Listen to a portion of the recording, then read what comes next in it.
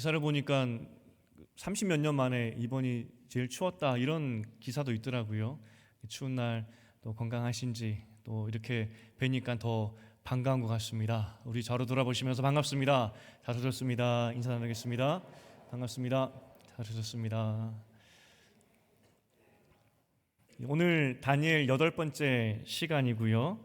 우리가 지난 7번에 걸쳐서 다니엘이 역사적으로 경험했던 그 일에 대해서 우리가 보았습니다. 마지막 6장의 이야기가 70년 동안 죽도록 나라를 위해서 충성 봉사했지만 마지막까지 그가 떼지 못했던 것이 포로민 딱지였습니다. 열심히 나라를 위해서 일을 했지만 그는 끝까지 포로민이었죠. 마음 가운데 참 속상했겠다 싶습니다. 그래도 우리가 다니엘이 70년 동안 기도했던 내용을 보면 그러지 않았겠다 싶죠. 그는 본향을 그렸습니다. 그래, 여기가 내 집이 아니야. 나는 돌아갈 가나안이 있지. 그리고 마지막 그 80이 넘었던 그 나이에 사자굴에 던져지지만 그 사건이 있고 불과 몇 개월 후에 정말로 다니엘의 기도대로 이스라엘 백성들은 가나안으로 돌아가게 됩니다. 이게 6장까지 다니엘이 역사적으로 경험했던 그 일입니다. 근데 이제 7장부터 12장까지, 그러니까 나머지 절반의 이야기가 남았는데 다니엘의 절반의 이야기가 뭐냐면 다니엘이 환상을 본 내용입니다. 그러니까 절반은 역사적 이야기, 절반은 환상의 이야기죠. 그럼 여러분, 이 다니엘서를 분류를 한다면 역사책으로 봐야 될까요? 아니면 예언을 담아있기 때문에 선지서로 봐야 될까요? 뭘로 봐야 되겠습니까? 참고로 이 포로민 시기에 쓰여있던 그 에스더서, 같은 포로민 시기에 작성되었던 에스더서는 역사서로 분류가 됩니다. 역사 이야기니까. 그럼 다니엘서는 어디로 분류가 되어야 되겠습니까? 실제 우리 마음 가운데에는 그 다니엘 하면은 역사적인 이야기가 더 떠오릅니다. 사자굴 떠오르고 풀무불 떠오르고 뭐 그런 이야기. 또 하나님 앞에서 믿음을 지키기 위해서 10대 아이들이 왕에 주는 음식을 먹지 않았던 그 이야기들. 그러니까 다니엘 하면은 1장부터 6장까지 이야기가 많이 떠오르지, 여러분 7장부터 다니엘이 무슨 환상을 봤는지 아십니까? 그런데 교회 전통적으로 모든 사람들이 동의하기를 다니엘은 역사서가 아니라 선지서로 봐야 된다라고 이야기를 합니다. 역사적인 가치도 물론 있지만 이 다니엘의 정말 이 하나님의 메시지가 무엇이냐라고 했을 때 다니엘은 선지자였다. 다니엘은 하나님의 예언을 가진 책이다라고 이야기를 한다는 겁니다. 이제 이 다니엘서의 배경이 포로민을 마치면 광야 생활을 마치고 다시 가나안으로 들어가는 그런 사람들 아니겠습니까? 정말 이 사람들이 가나안으로 돌아가면 그 다음 일이 뭐냐면 그들을 통해서 메시아가 오는 겁니다. 정말 다니엘서 때에 이 사람들은 곧 오실 메시아를 눈앞에 목전에 둔 상황이었죠. 목전에 둔 상황의 사람들에게 하나님께서 그 메시아가 누구인지 다시 한번 정확하게 환상 가운데 보여주신 겁니다. 그러하기 때문에 다니엘은 예수님이 오시기 목전에 둔 상태에서 명확하게 메시아를 보여주었다는 점에서 굉장히 그 점이 훨씬 더 중요하다는 거죠. 역사적인 것보다. 그리고 구약과 신약을 연결해 주는 그런 예언들이기 때문에 그래서 다니엘은 역사적인 것도 중요하지만 예언도 중요하다. 예언이 더 중요하다는 겁니다. 먼저 좀 더 제가 설명하기 전에 이 구약의 계시록이 다니엘서입니다. 그리고 우리가 알고 있듯이 요한 계시록, 신약의 계시록이 있죠. 그런데 우리가 요한 계시록 그러면 굉장히 무서워합니다. 왜냐하면 거기 나오는 내용들이 무시무시하거든요. 그런데 잘 살펴보면 요한 계시록의 내용들이 다니엘에 다 나옵니다. 이렇게 표현할 수 있겠습니다. 요한 계시록이 다니엘을 재방송했다는 겁니다. 그러니까 왜 그렇게 될 수밖에 없었냐면 요한 계시록의 메시지가 뭡니까? 메시아가 다시 온다는 거 아니겠습니까? 그럼 근거가 있어야 되겠죠. 뭘 근거 삼았느냐? 다니엘이 보았던 그 메시아 예수가 직접 진짜 오지 않았느냐? 그 메시아가 정말 왔는데 그것처럼 그 메시아가 다시 올 거라고. 그 근거를 이 다니엘의 예언에서 가지고 왔다는 겁니다. 그래서 우리가 계시록을 이야기할 때 그냥 따로 떼놓고 계시록을 이해한다면, 그래서 계시록의 메시지가 완전히 새롭고 완전히 미래지향적이고 뭐 그렇게 해석을 한다면 잘못된 해석입니다. 계시록의 해석은 다니엘서의 근거를 둬야 된다는 거죠. 어쨌든 우리가 다니엘의 예언을 잘 모르기 때문에 오늘부터 다니엘이 예언했던 내용이 뭘까, 거기에 대해서 좀 보려고 합니다. 7장이 시작되면서 언제 다니엘이 환상을 보았는지를 그 시점을 쓰고 있습니다. 우리가 6장에서 보았을 때 바벨론이 망하고 페르시아 시대 때, 그때 역사가 6장에서 마지막이었는데 다시 시간이 거꾸로 갑니다. 바벨론 때로 가고요. 특별히 누구 때였느냐? 벨사살 왕 때 1년 때였다라고 말하고 있습니다. 이 당시 다니엘은 한 나이가 60대 후반, 70 정도 됐었을 겁니다. 아직 나라가 망하기 한 10년 훨씬 전이죠. 느부갓네살 왕 때 이 다니엘이 활약을 했었는데, 우리가 보았지만 느부갓네살 왕이 죽고 그 왕권이 아들에게 갔다가 사위에게 갔다가 또 다른 사위에게 가고, 복잡하지 않았습니까? 이제 제국이 쇠퇴하고 있었고 느부갓네살 왕과 함께 활약했던 이 다니엘은 점점 잊혀지고 있었던 그런 때였겠죠. 그때 하나님께서 다니엘에게 나타나서 환상, 꿈을 보여주시는 겁니다. 무슨 꿈이었느냐? 4마리 짐승을 보았던 꿈입니다. 4마리 짐승. 이러니까 요한계시록하고 좀 비슷한 것 같죠. 4마리 짐승. 이제부터 여러분의 상상력이 좀 필요합니다. 4마리가 어떻게 생겼을까?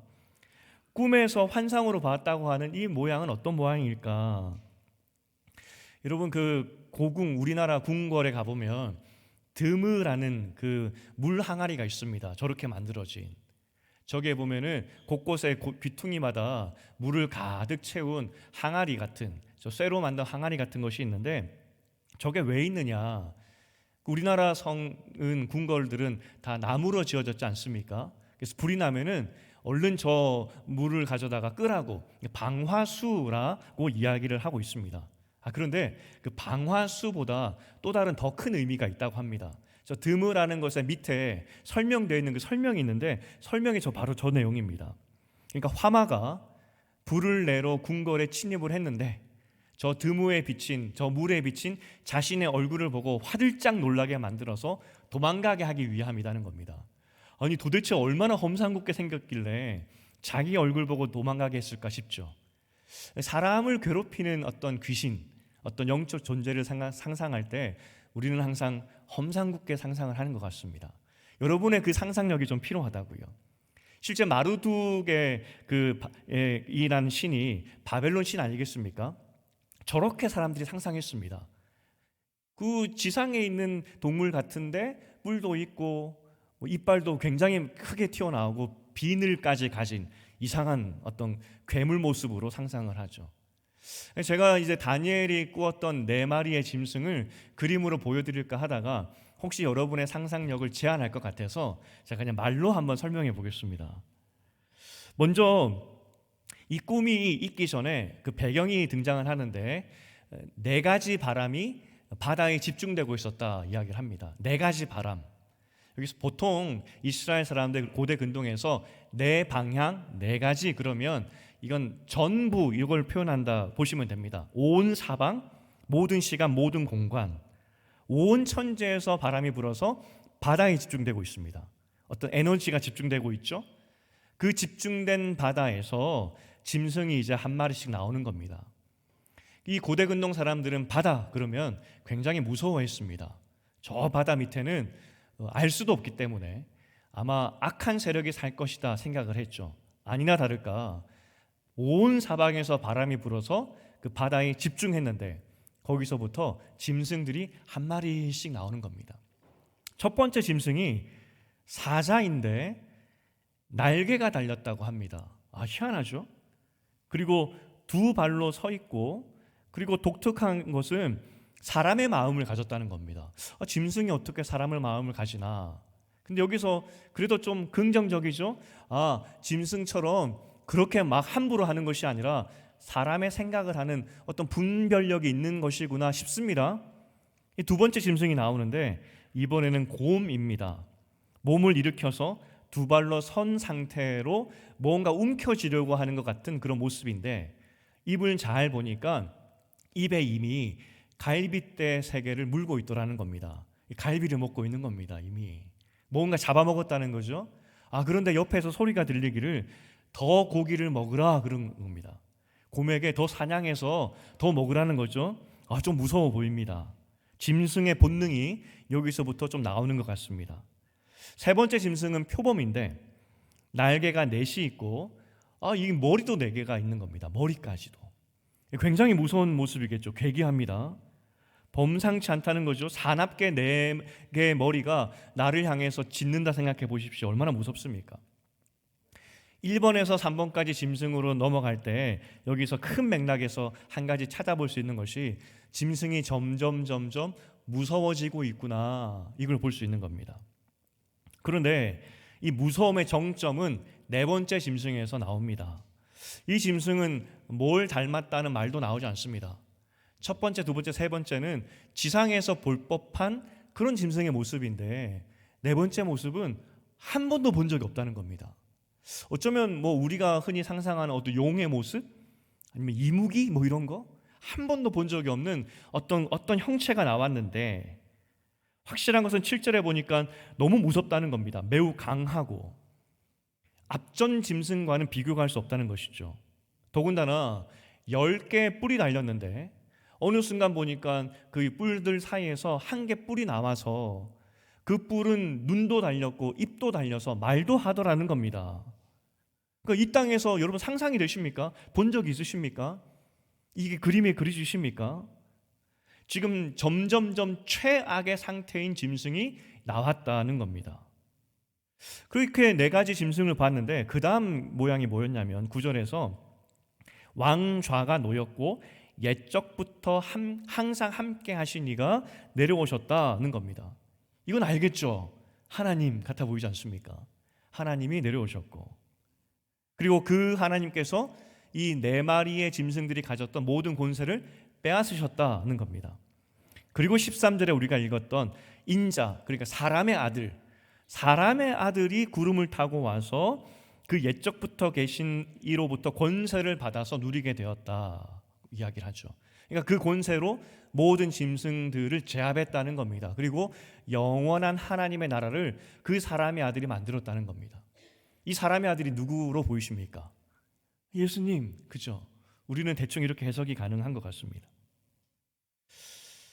여기까지 우리가 들었는데 다니엘의 입장에서 이 꿈을 봤을 때 어떻게 해석했을까? 다니엘이 처음 이걸 들었을 때 어떤 마음이었을까?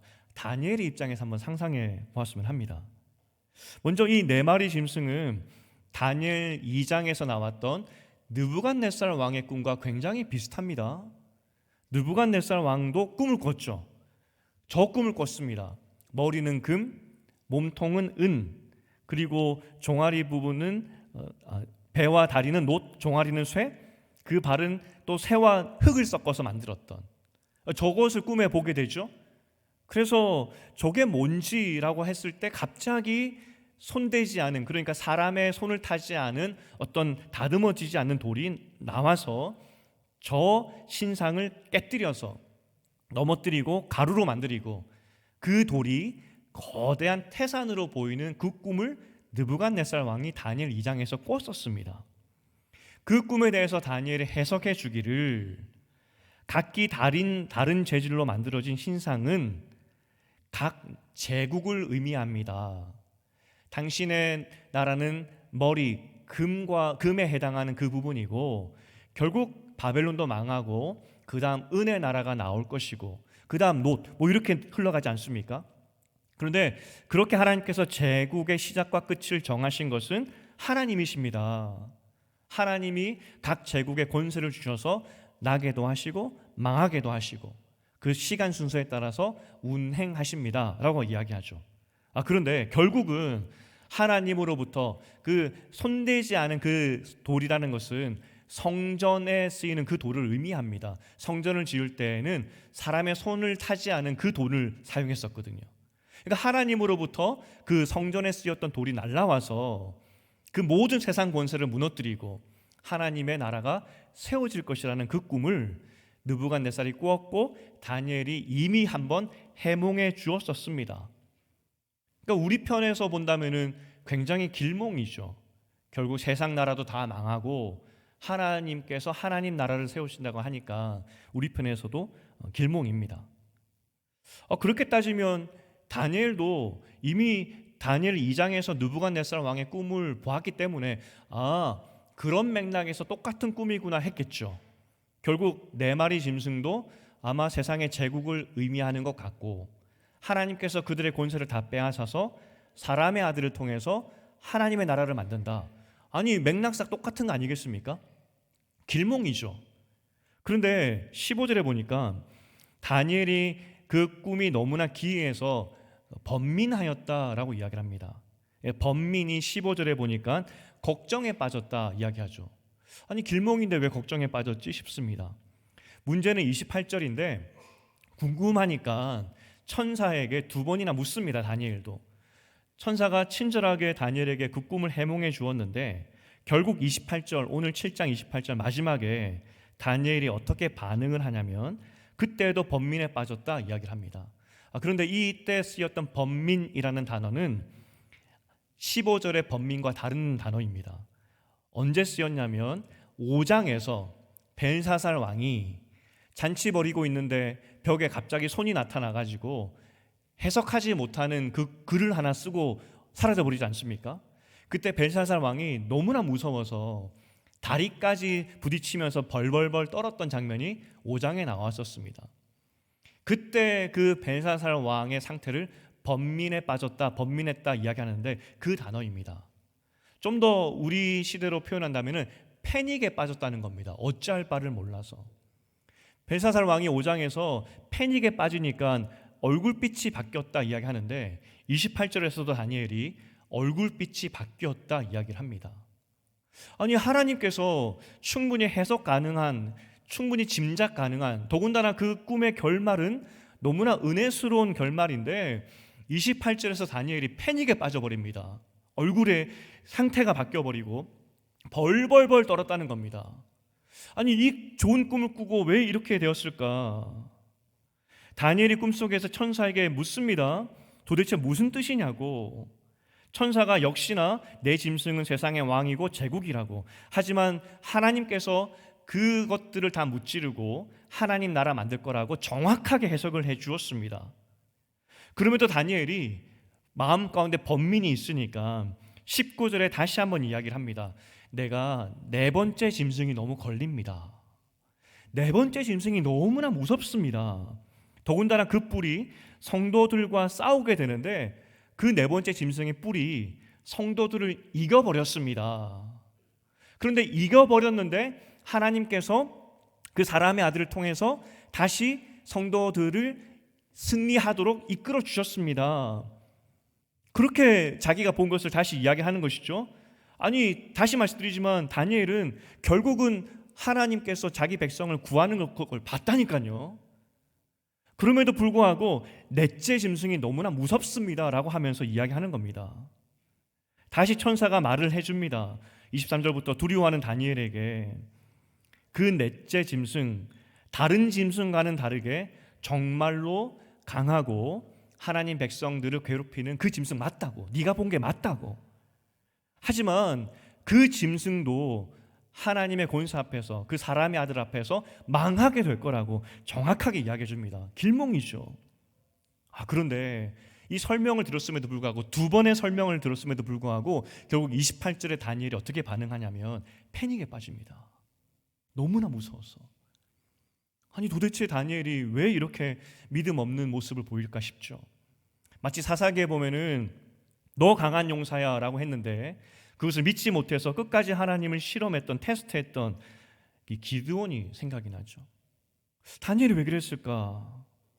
정말 다니엘이 네 번째 짐승이 너무 무서워서 그 짐승이 하나님 백성을 짓밟는다고 하니까 그 하나님 백성을 이겨버린다고 하니까 그게 무서웠을까요? 그 고통과 고난이? 그런데 다니엘은, 그 다니엘뿐만 아니라 그 친구들은 풀무불에 들어가기를 주저하지 않았던 사람들이고, 다니엘 역시 사자밥이 되는 것을 두려워하지 않았던 그 사람입니다. 그런데 이 네 번째 짐승이 그 백성, 하나님 백성을 짓밟는다고 그걸 두려워했을까요? 아니면 하나님의 구원을 기다려야 된다고 하니까 그 하나님의 구원의 때를 기다림이 너무나 이것이 고통스러워서 나 못 기다리겠습니다, 그런 의미에서 패닉에 빠졌을까요? 그런데 다니엘의 인생을 우리가 지난주 보았지만 다니엘은 70년 동안 하나님의 구원을 기다렸던 사람입니다. 그러니까 이 하나님의 때가 더디 오는 것 때문에 두려워했다? 이것도 아닌 것 같습니다. 그럼 다니엘은 왜 28절에서 패닉에 빠졌을까? 하나님의 구원 소식을 듣고도 왜 벌벌벌 떨고 있었을까? 하나 짐작가는 단어가 있습니다. 그가 왜 떨었을까? 하나 짐작가는 단어가 우리가 앞서 이야기했던 사람의 아들, 인자라는 단어 때문입니다. 다니엘의 친구들이 풀무 안에 들어갔을 때 세 사람이 들어갔는데 보니까 한 사람이 더 있는 겁니다. 그 한 사람의 그 형체를 자세히 살펴보니 성경에 뭐라고 기록하고 있냐면 신들의 아들 모습이었다 이야기를 합니다. 어떤 신적인 모습의 사람이었죠. 그 신적인 모습을 한 그 신이 실제적으로 세 친구들을 풀무 속에서도 구해 주었다는 겁니다. 풀무불에서 사람을 구하려고 한다면 적어도 신들의 아들 정도는 돼야 구원할 수 있는 것 같습니다. 그런데 문제는 이 사람의 아들이, 인간의 아들이 그 무시무시한 네 번째 짐승으로부터 하나님의 백성을 구한다? 다니엘 입장에서 이걸 믿을 수 없는 겁니다. 여러분은 그냥 사람의 아들, 인자, 성경에서 많이 들었기 때문에 인자이신 예수가 구원하는 거 당연한 거 아니냐라고 생각할지 모르겠지만 다니엘 입장에서는 죽었다 깨어나도 상상하지 못했던 그런 개념을 하나님이 다니엘에게 보여주고 있는 것입니다. 여러분, 만약에 다니엘서 이외에 예수 그리스도 오실 메시아를 인자라고 표현했다면 다니엘은 그랬을 겁니다. 그런데 성경에서 유일하게 예수 그리스도 오실 메시아에 대해서 사람의 아들이라고 칭한 것은 다니엘 이 본문밖에 없습니다. 그럼 여러분 기억에 성경의 다른 구약 성경의 다른 구절을 보면 인자, 사람의 아들 이런 구절을 보신 기억이 있을 겁니다. 대표적인 게 에스겔 2장 1절이죠. 하나님께서 에스겔을 부르실 때 인자야 사람의 아들아 라고 부르신 적이 있습니다. 그리고 시편에서도 인간 스스로 인간을 지칭할 때 사람의 아들이다 라고 이야기를 하죠. 이 구약에서 사람의 아들이라고 했을 때, 인자라고 했을 때는 그야말로 사람입니다. 하나님과는 다른, 창조주 하나님과는 다른 피조물인 인간됨을 지칭할 때 인자입니다. 우리 시대로 해석을 한다면 이 사람아, 자네 이런 뜻이 되겠죠. 혹은 좀 낮추어 부른다면 이놈아 이렇게 해석할 수도 있겠습니다. 어떤 학자는 아저씨라고 해석해도 된다라고 이야기를 합니다. 구약에서 모든 사람들의 생각은 사람의 아들 그러면 이 사람아, 자네. 그래서 인간이 인간을 지칭할 때 쓰는 그런 단어이죠. 다른 어떤 의미도 가지지 않습니다. 문제는 성경에서 단 한 번도 인자가 메시아라고 말한 적이 없고 인자는 그야말로 사람인데 사람이 그 무시무시한 네 번째 짐승에서부터 하나님 백성을 구원해 준다고? 다니엘은 상상도 하지 못했던 그런 일이라는 겁니다. 어떻게 구원자가 사람일 수가 있지? 제가 이 부분 때문에 혹시 다른 연구가 있는지 샅샅이 찾아보았지만 한 학자가 명쾌하게 이렇게 썼습니다. 고대 근동에 있었던 가나안 지역의 모든 신화들, 모든 이야기를 다 찾아보아도 사람의 아들이 사람을 구원하는 구원자 이야기는 단 한 곳도 없다는 겁니다. 그야말로 사람의 아들은 그냥 사람입니다. 그런데 하나님께서 다니엘서에서 다니엘의 환상을 통해서 하나님 백성을 구하는 사람을 소개하는 장면인데 누구로 소개했느냐? 한 사람이 와서 자기 백성을 구원하겠다는 겁니다. 그것도 무시무시한 네 번째 짐승으로부터. 천지가 개벽할 노릇이죠. 다니엘 입장에서 하나님 어떻게 사람이 저 무시무시한 괴물로부터 하나님 백성을 구원할 수가 있겠습니까? 도저히 이해할 수 없는 겁니다. 어떻게? 이 감정을 여러분 좀 이해하셔야 되는데, 제가 이 천지가 개벽할 만한 충격에 쌓였는 사건이 내 인생 가운데 뭐가 있었을까 돌이켜 보니까 한 가지가 생각이 났어요. 대학을 입학을 했는데 한 교수님께서 그러셨습니다. 앞으로 몇 년 후에는 여러분 핸드폰을 공짜로 받을 날이 올 겁니다. 그러는 겁니다. 그 당시 핸드폰이 그 네모난 벽돌 같이 생겼던, 그래서 100만 원이 넘었던 그런 핸드폰을 쓸 때 그때 시대였습니다. 감히 학생들이 엄두도 낼 수 없는 그런 고가의 핸드폰이었죠. 그런데 교수님이 몇 년 후에 여러분들의 핸드폰을 공짜로 받는 날이 올 것입니다 라고 이야기했을 때 저는 콧방이 꼈습니다. 말이 되냐? 그런데 몇 년 후에 제 손에 공짜 핸드폰이 들려 있었습니다. 이게 여러분 이해가 되십니까? 천지가 개벽하네. 절대 있을 수 없는 일이. 다니엘의 입장에서 사람의 아들이 넷째 짐승에게서부터 하나님 백성을 구원한다고? 오늘 이 꿈 때문에 다니엘은 번민에 빠졌다 이야기합니다. 하나님, 안 될 것 같습니다. 그 무시무시한 괴물로부터 어떻게 사람의 아들이 구원할 수 있겠습니까? 패닉에 빠졌다 이야기합니다. 하나님의 구원의 그 계획을 듣고 다니엘은 믿을 수가 없었다는 겁니다. 어쩌면 다니엘은 그 신적인 아들의 모습을 기다렸는지도 모르겠습니다. 풀문불에 들어갔을 때 적어도 신들의 아들 같은 사람이 와서 구원했듯이 그 네 번째 짐승에게서부터 우리를 구원하기 위해서는 적어도 신들의 아들 이상은 와야 되지 않겠습니까? 다윗 왕은 아니더라도 적어도 그런 비슷한 왕은 와야 되지 않겠습니까? 어떻게 사람의 아들이 구원할 수 있겠습니까? 그게 다니엘의 질문이었다는 겁니다. 그럴 수 없습니다. 그런데 이 단어가, 이 인자라는 단어가 예수님의 입을 통해서 그 다음에 등장을 합니다. 구약에서 사라졌다가 마가복음 14장 62절입니다. 마가복음 14장 62절 시작. 예수께서 이르시되 내가 그니라 인자가 권능자의 우편에 앉은 것과 하늘 구름을 타고 오는 것을 너희가 보리라 하시니, 예수님께서 자기 스스로를 소개할 때 가장 많이 쓰시고 즐겨 하셨던 단어가 인자, 사람의 아들이라는 뜻입니다. 여러분은 그냥 인자하니까 사람의 아들이니까 예수 스스로 지칭하는 단어이구나 라고 생각할지 모르겠지만, 하나님께서 다니엘서에서부터 말씀하셨던 그 인자라는 겁니다.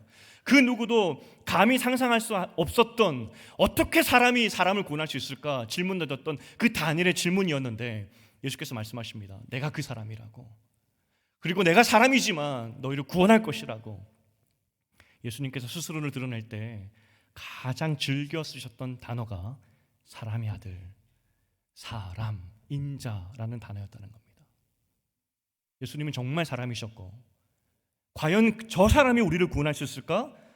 라고 생각했던 그 사람이었는데, 그 사람이 우리를 구원했다는 겁니다. 성경에서 메시아에 대해서 연약한 이미지, 상징적으로 표현하는 것들이 있습니다. 우리 대표적으로 이사야 53장 2절과 3절을 함께 읽어보겠습니다. 이사야 시작. 그는 주 앞에서 자라나기를 연한 순 같고 마른 땅에서 나온 뿌리 같아서 고운 모양도 없고 풍채도 없은즉 우리가 보기에 흠모할 만한 아름다운 것이 없도다. 그는 멸시를 받아 사람들에게 버림받았으며 간고를 많이 겪었으며 질고를 아는 자라. 마치 사람들이 그에게서 얼굴을 가리는 것 같이 멸시를 당하였고 그를 귀히 여기지 아니하였도다. 아마 이 구약의 사람들은 상징으로 생각했을 겁니다. 메시아가 이런 상황으로 오겠구나. 하지만 그들 마음 가운데에는 적어도 신들의 아들, 적어도 다윗 같은 왕을 그리고 있었을 것입니다. 다니엘이 정확하게 메시아 예수님의 모습을 보았습니다. 그런데 그 예수님의 모습은 너무나 평범했습니다. 사람의 아들일 뿐이었습니다. 과연 저 사람이 어떻게 우리를 구원할 것인가? 그런데 하나님께서 말씀하십니다. 고린도전서 1장 25절을 함께 읽어보겠습니다. 시작. 하나님의 미련한 것이 사람보다 지혜 있고 하나님의 약한 것이 사람보다 강하니라. 다니엘도 믿지 못했지만 그 인자가 하나님의 강함이었습니다. 건축자의 버린 돌이 모퉁이 돌이 되고 그 건물을 지탱하는 기준점이 되듯이 인자였던 예수 그리스도가 하나님의 나라를 이 땅 가운데 오게 하는, 그리고 절대로 이길 수 없었던 사탄을 이기는 하나님의 구원자였던 것이죠. 우리가 믿는 예수, 그분이 얼마나 강한지 여러분 아셔야 됩니다. 우리가 찬양 가운데 예수의 이름에 능력이 있다 이야기를 하지 않습니까? 예수의 이름에 정말 능력이 있습니다. 왜냐하면 그는 사람의 아들이었지만 그 사람의 아들은 그냥 사람의 아들이 아니라 하나님의 구원자였고, 과연 저 사람이 구원할 수 있을까 싶었던 그 약한 사람의 아들이었지만 그 사람의 아들이 네 번째 짐승을 물러 이기신, 그래서 하나님의 나라를 세우신 그 사람의 아들이었다는 겁니다. 오늘 여러분에게 질문을 던지고 싶습니다. 여러분에게 예수님은 어떠한 분이십니까? 평범한 그런 분인지, 문자 그대로 그냥 사람의 아들, 아무런 힘이 없는 그러한 분으로 그냥 예수님을 생각하고 있지 않은지, 그래서 저 예수님이 나를 어떻게 이 상황 가운데 구원하실까? 저 예수님이 나를 어떻게 이 힘든 상황 가운데 도와주시고 구출해 주실까? 혹시 그런 의심을 가지시고, 그래서 오늘 다니엘처럼 벌벌벌 떨고 있지 않은지, 오늘 하나님께서 다니엘에게 말씀하셨습니다. 명확하게 보여주셨습니다. 네 번째 짐승을 이길 사람은 사람의 아들이다. 여러분은 이미 그 사람의 아들을 가지신 줄 믿으시기를 축복드립니다. 이게 예수의 능력이라는 겁니다. 예수님이 선언하셨습니다. 내가 그 사람의 아들이라고. 고린도전서 1장 18절을 함께 읽어보겠습니다. 1장 18절 시작. 십자가의 도가 멸망하는 자들에게는 미련한 것이요 구원을 받는 우리에게는 하나님의 능력이라. 하나님의 능력 되신 예수가 이미 여러분 가운데 있습니다.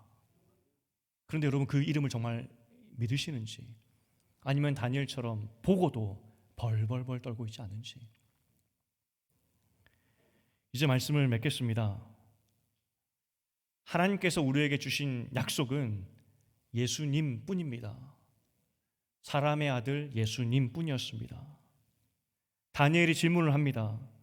어떻게 사람의 아들이 우리를 구원할 수 있겠습니까? 어떻게 그 사람의 아들이 대제국과 싸워서 우리를 구원해 줄 수 있겠습니까? 그런데 그 사람의 아들이 이겨버렸습니다. 그 사람의 아들이 하나님 백성에게 하나님의 참 자유를 주었다는 겁니다. 이것이 예수님의 능력입니다. 그러니 우리에게는 예수님이면 충분하다는 겁니다. 세상 사람들의 눈에는 그 사람의 아들로 본다 할지라도, 세상 사람들의 눈에는 그저 나약한 평범한 사람으로 보인다 할지라도, 우리 눈에는 그 예수가 하나님의 승리자, 구원자로 볼 수 있어야 된다는 겁니다. 하나님 우리에게 그 예수를 약속해 주셨는데 여러분은 그 예수를 누리고 있는지, 그 예수와 더불어 승리하는 삶을 살고 있는지, 이것이 다니엘을 통한 하나님의 질문입니다. 평범한 예수와 살지 않으시기를 부탁드립니다. 온 천지를 지으신 승리자이신 예수님과 함께 사시는, 그래서 승리하시는 여러분 되시기를 주님의 이름으로 축복드립니다.